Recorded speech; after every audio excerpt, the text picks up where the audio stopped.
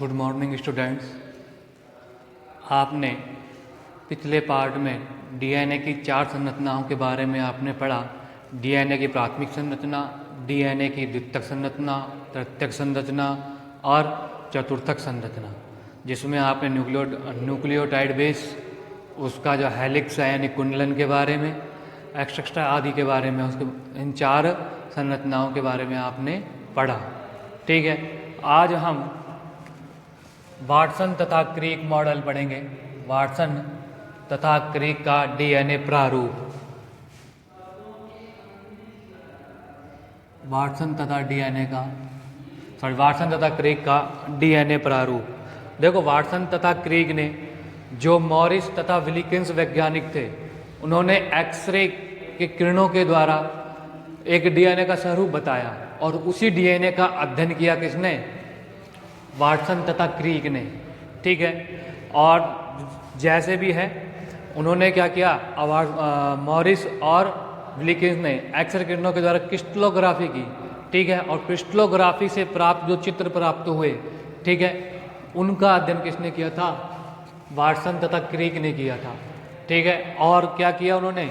DNA के बारे में विस्तृत रूप में हमें बताया और इसीलिए इनको क्या मिला? 1962 में नोबेल पुरस्कार मिला। ठीक है, किनको मिला? वाटसन तथा क्रिक को 1962 में नोबेल पुरस्कार मिला। अब देखते हैं, पहले तो अपन इसकी 2 संरचनाएं बना लेते हैं। एक तो डबल हेलिक्स संरचना है, एक तो डबल हेलिक्स संरचना है और एक इसकी केमिकल स्ट्रक्चर है। ठीक है, तो ये तो रासायनिक संगठन है और ये इसकी द्विकुंडलित संरचना है। ठीक है, दोनों को ध्यान से देख लेना और ध्यान से बनाना। ठीक है, अब बात करते हैं कि जो द्विकुंडलित संरचना है, ठीक है, ये है क्या चीज और इनके बारे में वाटसन तथा क्रिक ने क्या बताया। ठीक है, अब देखो वह क्या कहता है। देखो, इसमें आपको पता है, वाटसन कहता है, वाटसन तथा क्रिक कहते हैं, जो इसमें क्षार युग्म है, ठीक है, क्षार युग्म कौन से हैं? एक तो एडेनिन है, थाइमीन है और एडेनिन है। ठीक है, ये क्या है? साइटोसिन, गुआनिन, ये क्या है? ये सब क्षार युग्म है। ठीक है, और ये क्षार युग्म एक निश्चित दूरी के मध्य पाए जाते हैं। ठीक है, अर्थात जो इन दोनों के बीच की दूरी है, ठीक है, वो एक निश्चित दूरी में पाए जाते हैं, जिसकी कितनी दूरी होती है? 3.4 एंगस्ट्रम होती है। यहाँ मैंने बता दिया है 3.4 एंगस्ट्रम होती है। ठीक है, और इन्हें हम क्रम से क्या बोलते हैं? प्यूरिन और प्रिमिडिन बोलते हैं। क्या बोलते हैं? प्यूरिन और प्रिमिडिन बोलते हैं। और बात करते हैं, अब इसे क्या करते हैं? प्रत्येक डीएनए अणु 2 लंबी डीऑक्सीराइबोज शर्करा के बने होते हैं। ठीक है, ये 2 लंबी कुंडलित संरचना है। ठीक है, ये क्या है? फास्फेट बैकबोन है। क्या है ये? फास्फेट बैकबोन है और ये फास्फेट बैकबोन क्षार युग्मों के हाइड्रोजन बॉन्ड द्वारा क्या होती है? आपस में जुड़ी रहती है। देखो, ये इधर क्षार युग्म उपस्थित है और इधर पूरक क्षार युग्म उपस्थित है और ये दोनों किस पे हैं? फास्फेट बैकबोन पर हैं, अर्थात फास्फेट शर्करा की पॉली न्यूक्लियोटाइड श्रृंखला है। ये दोनों किसके द्वारा जुड़े रहते हैं? हाइड्रोजन बॉन्ड के द्वारा जुड़े रहते हैं। अब देखो, तीसरा पॉइंट क्या आता है? अब जो इनका कुंडलन है, कुंडलन की लंबाई कितनी होती है? 34 एंगस्ट्रम होती है। एक कुंडलन की लंबाई यहाँ से लेकर के यहाँ तक कितनी होती है? 34 एंगस्ट्रम होती है।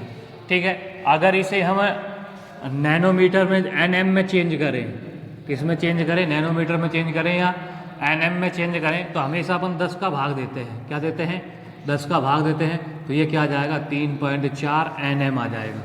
ठीक है, अब देखो, अब अपन क्या करते? ये हो गया, एक तो अपना ये पॉइंट हो गया, एक अपना ये पॉइंट हो गया और एक ये अपना ये पॉइंट हो गया, अर्थात 3 पॉइंट हो गए। अब चौथे पॉइंट की बात करते हैं। जो जब कुंडलन बनते हैं तो इसमें एक तो क्या बनती है? गहरी खांच बनती है और एक सकरी खांच बनती है, या फिर कहें तो एक चौड़ी खांच बनती है और एक छोटी खांच बनती है। ठीक है, अब जो इसकी चौड़ी खांच बनती है उसे हम क्या कहते हैं? मेजर लूप कहते हैं। क्या कहते हैं? मेजर लूप कहते हैं। और जिसकी लंबाई कितनी होती है? 22 एंगस्ट्रम होती है। कितनी होती है?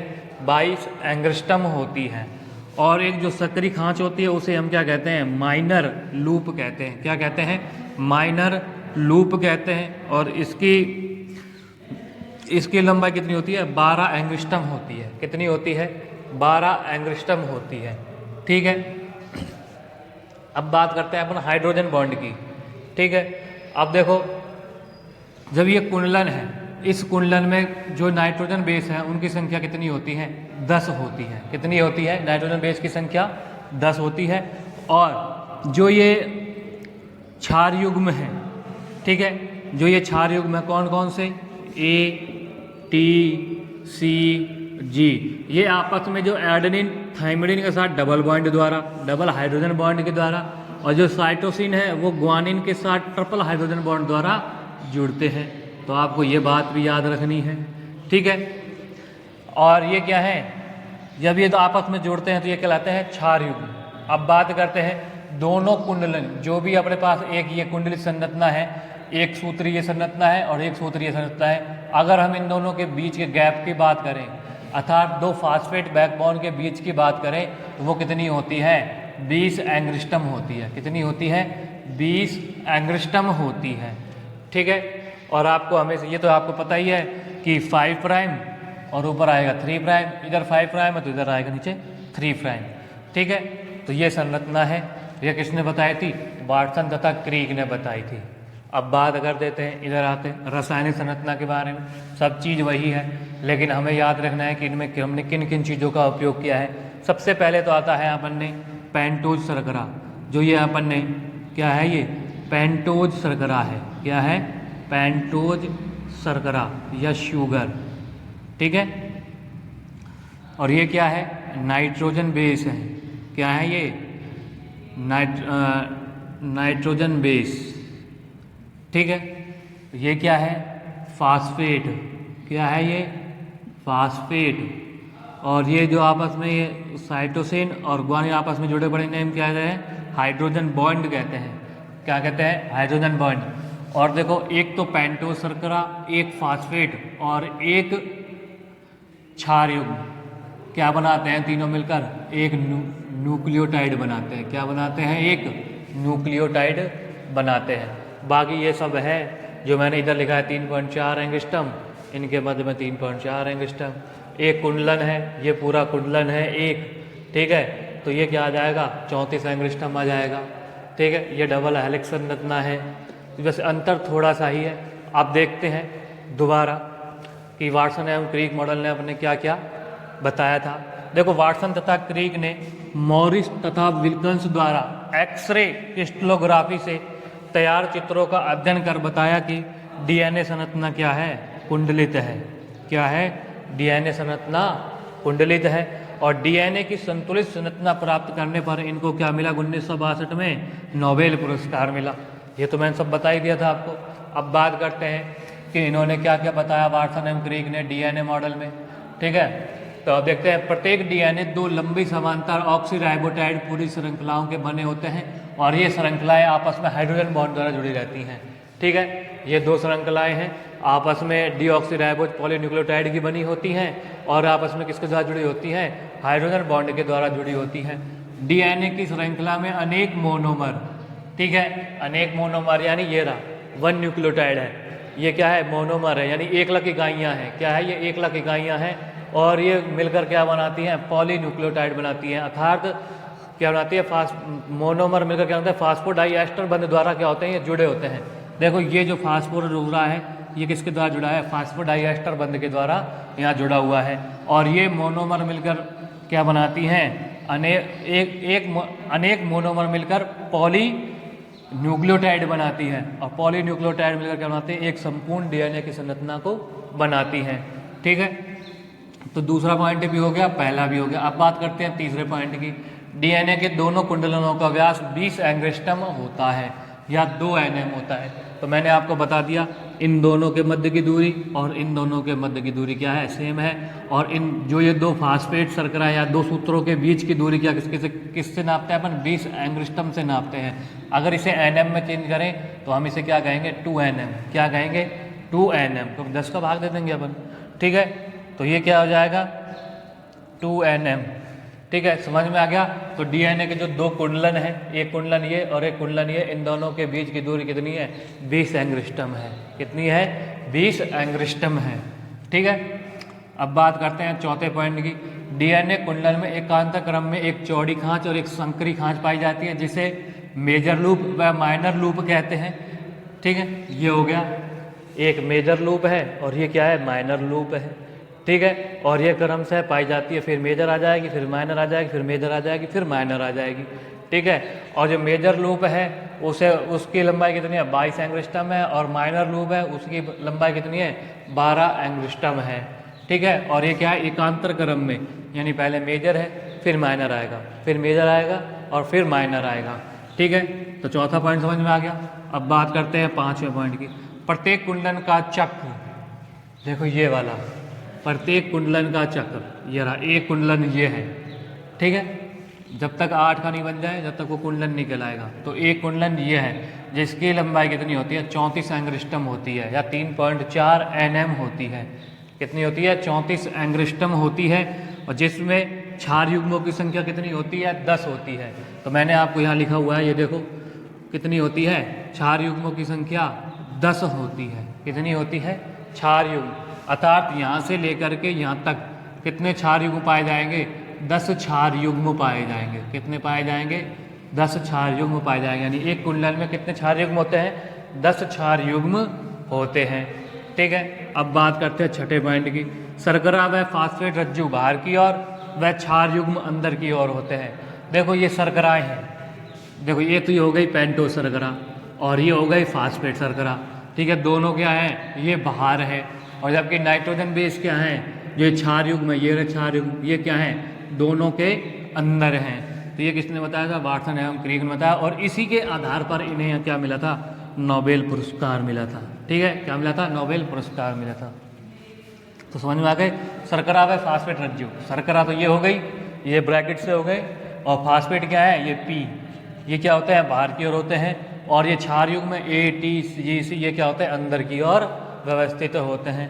अब एक प्यूरिन व प्रिमिडिन के बीच की दूरी कितनी होती है 3.4 इंच।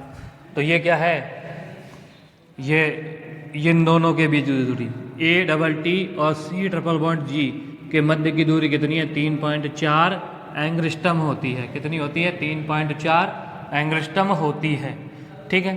और ये आपस में किसके द्वारा जुड़े रहते हैं हाइड्रोजन बॉन्ड के द्वारा जुड़े रहते हैं, और ए डबल बॉन्ड टी के साथ डबल बॉन्ड जो एडेनिन है वो थायमिन के साथ टी बॉन्ड जो बॉन्डिंग करेगा वो डबल बॉन्डिंग करेगा, और जो साइटोसिन है वो ग्वानिन के साथ ट्रिपल बॉन्डिंग करेगा, ठीक है। तो ये तो किसने बताया था वाटसन ने बताया था। किसने बताया था वाटसन तथा क्रिक ने बताया था इसके बारे में, द्विकुंडलित संरचना और रासायनिक संरचना के बारे में।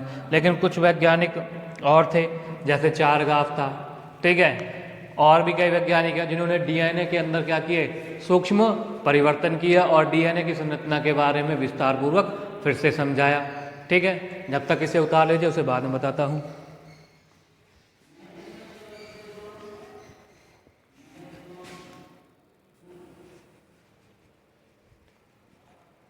देखिए अब देखते हैं कि कई वैज्ञानिकों ने क्या परिवर्तन किए, ठीक है। तो देखो क्या परिवर्तन किया, पहला परिवर्तन किया डीएनए क्या है एक द्विकुंडलित संरचना है। क्या है द्विकुंडलित संरचना है, यह वैज्ञानिकों ने बताया। जबकि वाटसन एवं क्रिक ने क्या बताया था कि डीएनए एक क्या है कुंडलित संरचना है। वाटसन एवं क्रिक ने क्या कहा था डीएनए एक कुंडलित संरचना है, ठीक है, बस इतना बताया उन्होंने। लेकिन दूसरे वैज्ञानिक ने क्या बताया कि डीएनए क्या है द्विकुंडलित संरचना है जिसमें दोनों सूत्र हाइड्रोजन बॉन्ड द्वारा जुड़े रहते हैं। जिसमें जो दोनों सूत्र हैं वो किसके द्वारा जुड़े रहते हैं हाइड्रोजन बॉन्ड। जैसे मैंने अभी डायग्राम आपको बनाया था, एक तो ये है और एक ये है। इसमें जो ये ए डबल बॉन्ड टी और सी ट्रिपल बॉन्ड जी, अब देखो इसको अपन अलग अलग करें, ये हो जाएगा ए और ये आ जाएगा सी, और इसको अलग अलग करें तो ये आ जाएगा टी और इसको आ जाएगा जी। अब ये दोनों सूत्र है, दोनों सूत्रों पर क्षार युग्म उपस्थित है, और ये क्या करेंगे आपस में हाइड्रोजन बॉन्ड बनाएंगे। क्या बनाएंगे हाइड्रोजन बॉन्ड बनाएगा, टी ए के साथ डबल बॉन्ड और जी सी के साथ ट्रिपल बॉन्ड बनाएगा। क्या बनाएगा ट्रिपल बॉन्ड बनाएगा, तो ये आपस में दो सूत्र क्या हो जाएंगे जुड़ जाएंगे। किसके द्वारा? हाइड्रोजन बॉन्डों के द्वारा। किसके द्वारा? हाइड्रोजन बॉन्ड के द्वारा। ठीक है, ये समझ में आ गया। अब बात करते हैं दूसरे पॉइंट की। देखो, क्षार निश्चित अंतर पर उपस्थित होते हैं जिसमें A डबल बॉन्ड T और C ट्रिपल बॉन्ड C के साथ मिलाता है। अब देखो ये क्या है, निश्चित दूरी है इनकी, इन दोनों के बीच की दूरी और इन दोनों के बीच की दूरी निश्चित दूरी है। और ये अपन ने दूरी कितनी लिखी थी? 3.4 एंगस्ट्रॉम लिखी थी। कितनी लिखी थी? 3.4 एंगस्ट्रॉम लिखी थी। अब चार ग्राफ क्या कहता है? अब देखो, जो इसमें प्यूरिन है और प्रीमिडीन है, ये A डबल बॉन्ड T और C डबल बॉन्ड G, ये क्या है? निश्चित मात्रा में उपस्थित होते हैं। कौन सी मात्रा में उपस्थित होते हैं? निश्चित मात्रा में, यानी समान मात्रा में एक कुंडलन के अंदर उपस्थित होते हैं। ठीक है, निश्चित मात्रा, समान मात्रा है, जिनका मान कितना होता है? 1 होता है। कितना होता है? 1 होता है। या कौन कहता है? चार ग्राफ कहता है। चार ग्राफ क्या कहता है कि इस डीएनए में प्यूरिन की मात्रा और प्रीमिडीन की मात्रा क्या होती है? बराबर होती है, जिनका मान क्या होता है? 1 होता है। क्या होता है? 1 होता है। अब बात करते हैं अगले पॉइंट की। अधिकतर डीएनए का कुंडलन दाईं ओर होता है, परंतु ज्यादा डीएनए का कुंडलन किधर होता है? बाईं ओर होता है। ठीक है, अपना अगला टॉपिक चलेगा डीएनए के विभिन्न प्रारूप, जिनमें A DNA, B DNA, C DNA और D डीएनए, और क्या आ जाएगा? Z DNA. ठीक है, तो Z डीएनए का अंतर पढ़ेंगे तो अपन ने यहाँ क्या लगा था? ये लेफ्ट साइड होता है। क्या होता है? लेफ्ट साइड, यानी बाईं ओर होता है। ठीक है, और बाकी सब कैसे हैं? राइट साइड है। कैसे हैं सब? राइट स्टैंडर्ड है। ठीक है, तो ये समझ में आ गया। अधिकतर डीएनए कुंडलन कैसे होता है? दाईं ओर, राइट स्टैंडर्ड होते हैं, जबकि Z डीएनए का कुंडलन कैसे होता है? लेफ्ट स्टैंडर्ड होता है। ठीक है, अब पांचवें पॉइंट की बात करते हैं। जो डीएनए अणु की दो पूरक श्रृंखलाएं हैं वो एक दूसरे के प्रति क्या होती हैं? समांतर होती हैं, प्रति समांतर होती हैं, यानी एंटी पैरेलल होती हैं। क्या होती हैं? Anti parallel. ठीक है, क्या होती हैं? एंटी पैरेलल होती हैं, जिनमें प्रत्येक श्रृंखला में 5 प्राइम और 3 प्राइम सिरे होते हैं। जैसे अपन ने ये कुंडलन बनाया तो ये अब ये आ गया इसका 5 प्राइम, ये आ गया 3 प्राइम, ये आ जाएगा 5 प्राइम और ये आ जाएगा 3 प्राइम। ठीक है, और ये क्या होती है? एंटी पैरेलल होती हैं। तो एक यूं चल रही है तो दूसरी कैसे चलेगी? ऊपर की ओर चलेगी। एक ये वाला कुंडलन नीचे की ओर है तो ये क्या सा जाएगा? ऊपर की ओर जाएगा। ठीक है, तो ये क्या है? एंटी पैरेलल है। क्या है ये? एंटी पैरेलल, प्रति समांतर है। ठीक है, अब अपन अगले टॉपिक की बात करते हैं, डीएनए के विभिन्न प्रारूप। देखो, आपको पता ही है डीएनए के विभिन्न प्रारूप है, वो भी किसके आधार पर बताया? कुंडलन के आधार पर। मैंने आपको बताया कुंडलन के आधार पर ही डीएनए को विभिन्न भागों में बांटा गया था। और किस भागों में बांटा गया था? A DNA, B DNA, C DNA और Z डीएनए। ABCD, D और लिख लेना बीच में। ठीक है, D डीएनए और Z डीएनए। अब अपन क्या करते हैं? इनके लक्षणों के बारे में और इनके आपस में जो अंतर है उनके बारे में अपन अध्ययन करेंगे। पहला पॉइंट आता है इसके सामान्य नाम का। क्या आता है? सामान्य नाम का। जो A डीएनए है वो निर्जलीकृत डीएनए है। क्या है? निर्जलीकृत डीएनए है, अर्थात इसमें जल की मात्रा क्या होती है? कम होती है। क्या होती है? कम होती है। इसकी जल की मात्रा क्या होती है? कम होती है। ठीक है, B डीएनए में जल की मात्रा अधिक होती है। ठीक है, और C डीएनए में लिथियम आयन अधिक होते हैं। कैसे होते हैं? लिथियम आयन बहुत अधिक होते हैं और पॉजिटिव रूप में पाए जाते हैं। और C डीएनए है वो ग्वानिन श्रृंखला में एब्सेंट होता है। C डीएनए क्या है? सामान्य नाम। ग्वानिन श्रृंखला में एब्सेंट होने वाला डीएनए कौन सा है? D डीएनए है। कौन सा है? D DNA. और जो Z डीएनए है वो डाई न्यूक्लियोटाइड होते हैं। क्या होते हैं? डाई न्यूक्लियोटाइड होते हैं। ठीक है, अब बात करें अपन कुंडलन की। अभी अपन ने यहाँ बात की थी, सिर्फ Z डीएनए को छोड़कर सभी कुंडलन कैसे होते हैं? राइट स्टैंडर्ड होते हैं। Right standard, right standard, right standard. और Z डीएनए क्या है? Left standard. क्या है? Left standard. अब इसके अपन करें व्यास की बात। देखो, व्यास कितना होता है? 2.3 nm, 1.9 nm, 1.9 nm और 1.9 nm, और ये होता है 1.8 nm। ठीक है, तो समझ में आ गया व्यास कितना होता है। A डीएनए का कितना होता है? 2.3 nm। B डीएनए, B का कितना होता है? 1.9।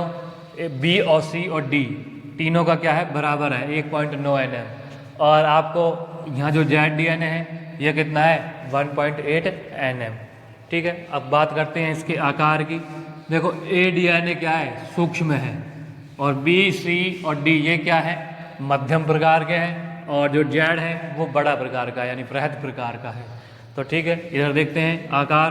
देखो ए क्या है, सूक्ष्म आकार है, जबकि बी डीएनए है वो मध्यम आकार के, बी, सी और डी। और जो अपना ये जेड डीएनए है वो क्या है, वृहद डीएनए है। क्या है, वृहद डीएनए। अब अपन इकाइयों की बात करें, ठीक है, इकाई कैसी है इनकी, single standard, single standard, single standard, यही पता लग गया आपको। यहाँ राइट स्टैंडर्ड है तो सिंगल स्टैंडर्ड, ठीक है, और लेफ्ट स्टैंडर्ड है तो डाई न्यूक्लियोटाइड, अपन ने ऊपर पहले ही लिख लिया था, ठीक है। अब बात करें अपन नाइट्रोजन बेस की, इसमें नाइट्रोजन क्षार युग्म कितने हैं, एक कुंडलन में, ध्यान कर लेना, एक कुंडलन में नाइट्रोजनी क्षार कितने हैं, 11 हैं। कितने हैं, ए डीएनए में कितने हैं, 11। और अपन ने वाटसन एवं क्रिक ने कितने बताए थे, 10 बताए थे। कितने बताए थे, 10। और अधिकतर प्राणियों में कौन सा डीएनए पाया जाता है, बी डीएनए पाया जाता है। अधिकतर जीवों में क्या पाया जाता है, बी डीएनए पाया जाता है। तो इसमें कितने होंगे क्षार युग्म, 10 होंगे। कितने होंगे, क्षार युग्म 10 होंगे।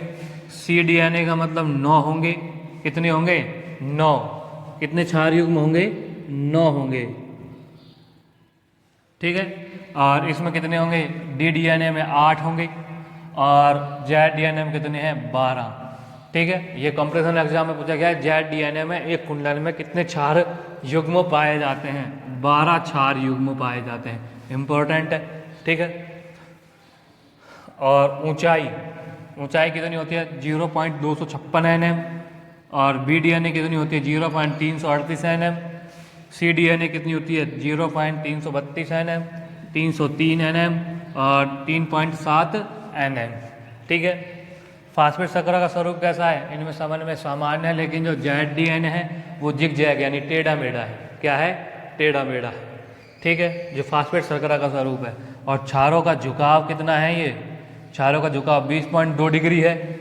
बी डीएनए में 6.3 डिग्री है, और सी डीएनए में -7.8 डिग्री है, ठीक है। और डी डीएनए में क्या है, -16.7 डिग्री है, और जेड डीएनए में क्या है, 7 डिग्री है। तो आपको याद कैसे रखना पड़ेगा, देखो सी और डी माइनस में जाते हैं, कहाँ जाते हैं, माइनस में जाते हैं। सी कम है तो उसका लगभग दुगुना डी कितना है, ज़्यादा है, ठीक है। दोनों क्या है, माइनस में है, ठीक है। और पॉजिटिव में कितना है, ये तो आपको याद हो जाएगा, जेड डीएनए कितना होता है, 60 डिग्री का झुकाव होता है क्षार युग्मों का, जबकि ए डीएनए में कितना होता है, 20.3 होता है, और इसमें 6.3 होता है, ठीक है।